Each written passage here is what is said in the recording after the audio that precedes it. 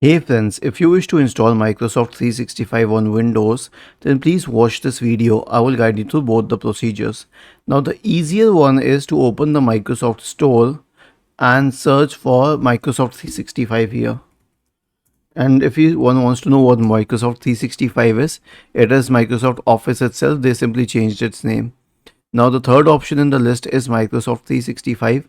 Click on it and then select this option to install. Now I already have it installed. I cannot uninstall it, but you have to click on install here and it will start installing Microsoft 365 on your system.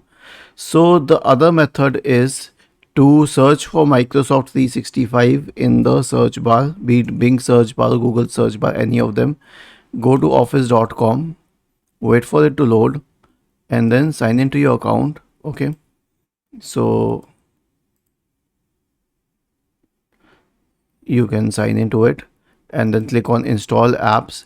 If you if you have this home version, then you can click on your what do we say, profile picture here and then click on my account and wait for it to load for a few seconds. Okay, if you have already purchased Microsoft 365, you can click on install apps, and once you click on install apps, it will start downloading the Microsoft 365 app. And if you have the home version, okay, then go to services and subscriptions and scroll down and then click on install here. This will start the installation process on your system. Okay, simply click on install. You'll have to click on this Office Setup exe file, which will initiate the installation on your system. Was this helpful?